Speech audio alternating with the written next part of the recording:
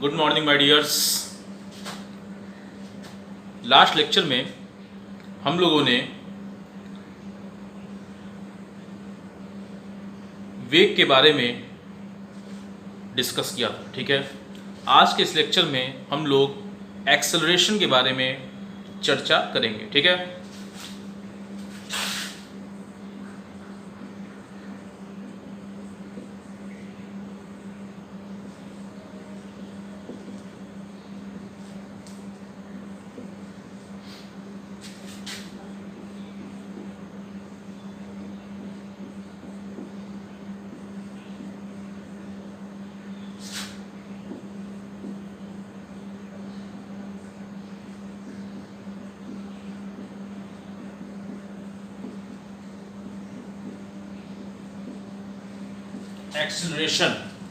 Acceleration को हिंदी में त्वरण बोला जाता है। क्या बोला जाता है? त्वरण। एक्सेलरेशन को हिंदी में त्वरण कहा जाता है, ठीक है। ये त्वरण क्या होता है ये जानना बहुत जरूरी है कि त्वरण क्या होता है, ठीक है। तो rate of change in velocity is called acceleration।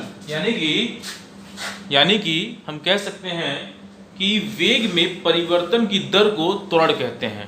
वेग में परिवर्तन की दर को त्वरण कहा जाता है, ठीक है। इसका डेफिनेशन होगा वेग में परिवर्तन की दर को त्वरण कहते हैं, ठीक है। आप इस तरह से भी लिख सकते हैं या तो आप ऐसे भी लिख सकते हैं। दूसरे शब्दों में आप ऐसे लिख सकते हैं कि किसी वस्तु के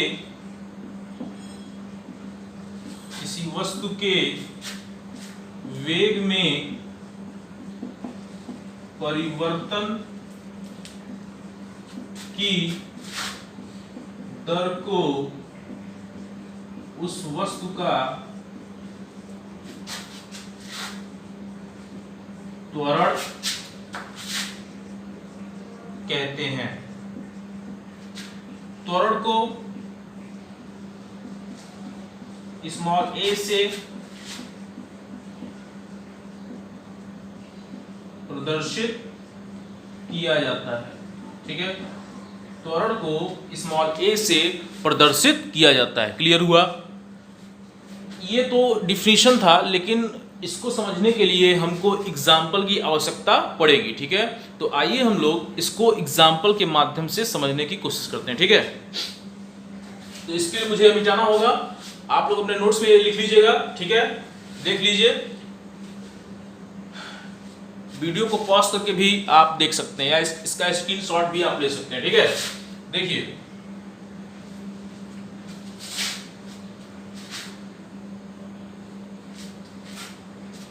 एग्जाम्पल देखिए।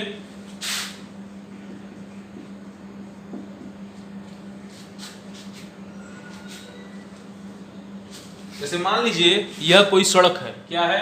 यह कोई सड़क है। थोड़ा उल्टा बन रहा है फिगर।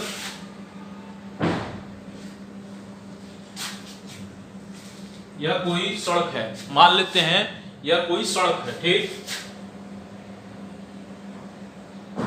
ठीक है। मान लेते हैं यह कोई सड़क है।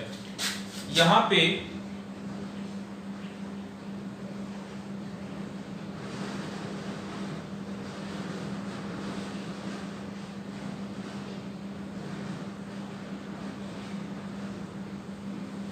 कोई कार खड़ी है, ठीक है। ये कोई सड़क है और यहाँ पे कोई कार खड़ी है। इस पॉइंट ए पर कोई कार खड़ी है, ठीक है। ये कोई सड़क है और इस पॉइंट ए पर कोई कार खड़ी है, ठीक। t बराबर 0 सेकेंड में, t बराबर 0 सेकेंड में, ठीक है। जब समय 0 था तो इस कार का जो वेग था, इस कार का वेग हम मान लेते हैं 10 मीटर प्रति सेकेंड था, ठीक है। t बराबर 0 सेकेंड में इस कार का जो वेग था वो 10 मीटर प्रति सेकेंड था, हमने ये मान लिया। अब ये कार जो है, ठीक है, अब ये कार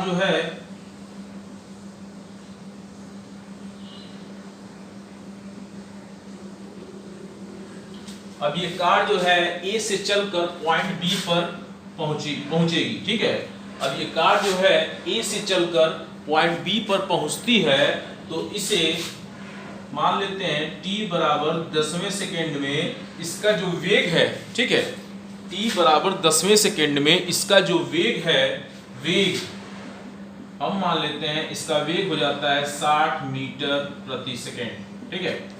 t बराबर 10वें सेकेंड में इसका जो वेग है वह 60 मीटर प्रति सेकेंड हो जाता है। क्लियर? मैं फिर से बता दे रहा हूं, हमने मान लिया कि t बराबर 0 सेकेंड, t बराबर 0वें सेकेंड में जो कार का वेग था वह 10 मीटर पर सेकेंड था या प्रति सेकेंड था, ठीक है।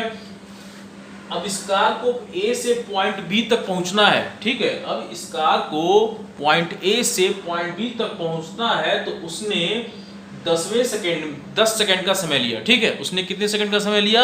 उसने 10 सेकेंड का समय लिया। और जब 10 सेकेंड का समय लिया तो इसका जो वेग है वह 10 मीटर पर सेकेंड से बढ़कर 60 मीटर प्रति सेकेंड या पर सेकेंड हो गया, ठीक है। तो त्वरण निकालने का जो फार्मूला होता है, त्वरण, ये होता है A is equal to V minus u upon t. यानी कि A is equal to V minus u upon t का मतलब है, A का मतलब होता है त्वरण, एक्सेलरेशन। तो त्वरण को स्मॉल a से प्रदर्शित किया जाता है। V दिखाता है, स्मॉल v जो है वो है अंतिम वेग, और जो u है वह है प्रारंभिक वेग, और जो t है वह है टाइम यानी कि समय, ठीक है। तो अगर इन दोनों में देखें तो ये तो अंतिम वेग हो गया और ये हो गया प्रारंभिक वेग, ठीक है। और टाइम, समय अंतराल, समय का अंतर, ठीक है, ये होता है टाइम। इसका मतलब, इसका जो फार्मूला होता है, मैं इसको हिंदी में लिख रहा हूं, आप लोग देख लीजिए। ये होता है त्वरण इज इक्वल टू प्रारंभिक वेग माइनस, माफ करिएगा, अंतिम वेग माइनस प्रारंभिक वेग अपॉन समयांतराल, ठीक है। इसका जो फार्मूला होता है वह यही होता है, त्वरण इज इक्वल टू अंतिम वेग माइनस प्रारंभिक वेग अपॉन समयांतराल, ठीक है। टी क्या है? टी जो है समयांतराल है, ठीक। तो अगर हम ये अंतिम वेग हमको देखना है, अंतिम वेग कितना है? 60 माइनस प्रारंभिक वेग 10 है, और ये है मीटर पर सेकेंड। और समयांतराल कितना है? 10 में से 0 को माइनस करेंगे तो जाहिर सी बात है कि हमारे पास 10 ही बचेगा, तो ये हो जाएगा 10 सेकेंड, ठीक है। तो ये मिल जाएगा हमें कितना? ये मिल जाएगा 50/10 मीटर पर सेकेंड अपॉन सेकेंड। इस 0 से ये 0 कैंसिल हो जाएगा, तो हमारे पास बचेगा कितना? बचेगा हमारे पास बचेगा 5 मीटर प्रति सेकेंड, और ये मिल जाएगा हमें 5 मीटर प्रति सेकेंड स्क्वायर। कितना मिलेगा? 5 मीटर प्रति सेकेंड स्क्वायर, ठीक है। यानी कि इस कार का जो त्वरण है वह कितना है? 5 मीटर प्रति सेकेंड स्क्वायर। कहने का मतलब ये है कि ये जो त्वरण है, इस कार का जो त्वरण है, ठीक है, ये जो कार है वो प्रति सेकेंड, ये जो कार है वो प्रति सेकेंड 5 मीटर प्रति सेकेंड की रफ्तार से आगे की ओर बढ़ रही है। बात समझ में आई? 5 मीटर प्रति सेकेंड की रफ्तार से आगे की ओर बढ़ रही है, ठीक है। क्लियर हुआ? अगर मैं, ये तो बात यहाँ हो गई, ठीक है। अगर मैं इस कार को पॉइंट C तक ले जाऊं, ठीक है, इस कार को मैं पॉइंट C तक ले जाऊं और t बराबर मान लेते हैं 15 सेकेंड। 15वें सेकेंड में ये जो कार का जो वेग है, ठीक है, कार का जो वेलोसिटी है, कार का जो वेग है, हम मान लेते हैं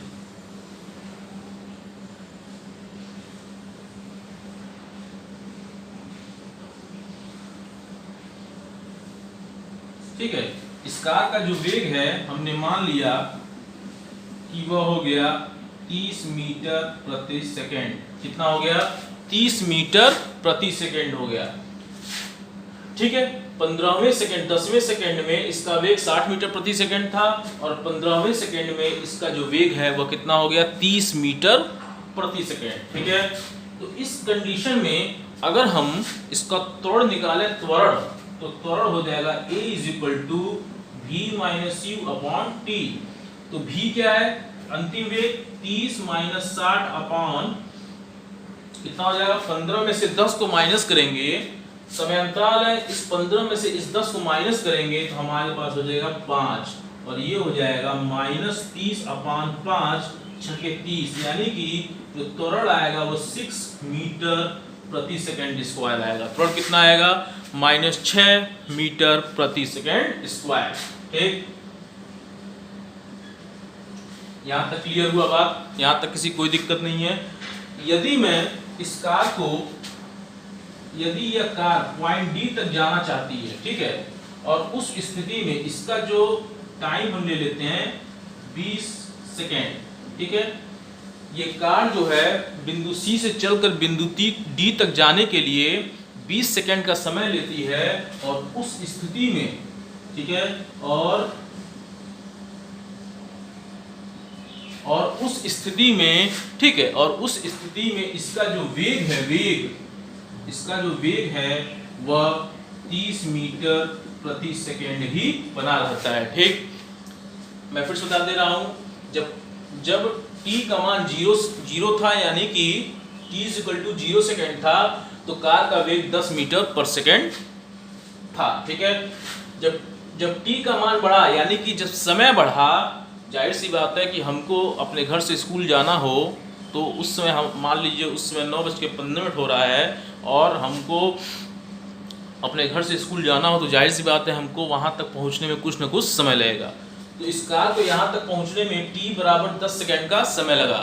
जब ये 10 सेकेंड का समय लगा तो इसका जो वेग है, इसकी जो रफ्तार है वो बढ़ के 60 मीटर प्रति सेकेंड हो गई। ठीक है, अब इसको सी तक जाने के लिए फिर कुछ समय लगेगा, तो इसने समय लिया 15 सेकेंड का। ठीक है, तो इसका जो वेग है वो घट करके 30 मीटर पर सेकेंड हो गया। ठीक है, अब इसको बिंदु डी तक जाना था तो इसका समय फिर बढ़ गया, और जब समय बढ़ गया लेकिन इसका वेग जो है वह उतना ही बना रहा, 30 मीटर प्रति सेकेंड। अगर मैं इन दोनों को देखूं, मैं ऊपर कर रहा हूं, आप देख लीजिएगा, अगर मैं इन दोनों को देखूं तो v = u a = v - u upon t, तो ये कितना हो जाएगा, 30 - 30 अपॉन 20 में से 15 घटाएंगे 5, 0/5, यानी कि a = कितना आ गया, a = आ गया 0। कितना आ गया, a = आ गया 0। इस कंडीशन में हम ये कह सकते हैं कि यहाँ से यहाँ तक मैं अगर देखूं तो इस स्थिति में हम देख रहे हैं, इस स्थिति में क्या देख रहे हैं, इस स्थिति में देख रहे हैं कि जो त्वरण है, त्वरण वह बढ़ रहा है। त्वरण क्या हो रहा है, त्वरण बढ़ रहा है। ठीक है, तो इस स्थिति में यह पॉजिटिव एक्सेलरेशन होगा। ठीक है, पॉजिटिव एक्सेलरेशन होगा, यहाँ पे धनात्मक त्वरण होगा। और मैं यहाँ से इस पॉइंट बी से पॉइंट सी तक की बात करूं तो यहाँ पे हमने पाया कि यहाँ पे त्वरण क्या हो रहा है, त्वरण ऋणात्मक हो रहा है। ठीक है, तो इस स्थिति में यहाँ जो त्वरण होगा वह ऋणात्मक होगा। ठीक है, यानी कि ऋणात्मक त्वरण कहलाएगा। अब मैं यहाँ से पॉइंट सी से पॉइंट डी तक देखूं, पॉइंट सी से पॉइंट डी तक देखूं तो इस स्थिति में यहाँ जो त्वरण है वह 0 हो रहा है। इस स्थिति में त्वरण क्या हो जाएगा, त्वरण 0 हो जाएगा, यानी कि 0 हो जाएगा। बात समझ में आई, यहाँ तक कोई दिक्कत नहीं है,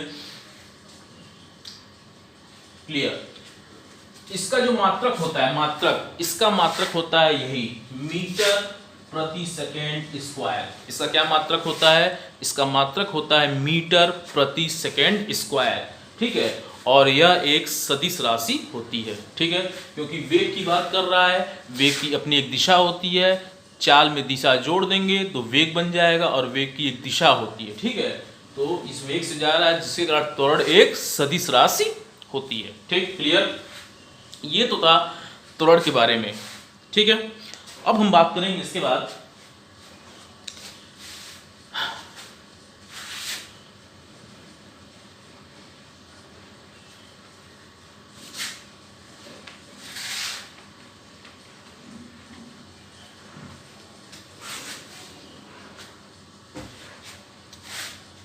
अब हम इसके बाद बात करेंगे एक समान त्वरण और असमान त्वरण के बारे में, ठीक है।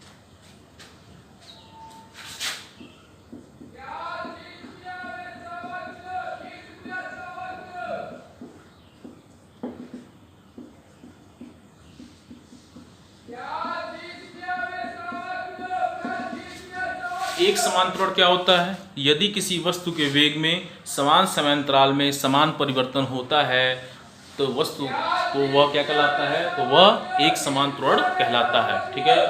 और असमान त्वरण क्या होता है? यदि किसी वस्तु के वेग में समान समयांतराल में असमान परिवर्तन होता है तो वस्तु का त्वरण असमान त्वरण कहलाता है। क्लियर? ये तो था एक समान त्वरण और असमान त्वरण के बारे में, ठीक है। इसके बाद हम लोग नेक्स्ट पॉइंट के साथ, ठीक है, इसी लेसन में, इसी चैप्टर में, इसी पाठ में, इसी अध्याय में नेक्स्ट पॉइंट के साथ एक नए टॉपिक के साथ हम लोग पुनः दोबारा मिलेंगे। तब तक के लिए थैंक यू।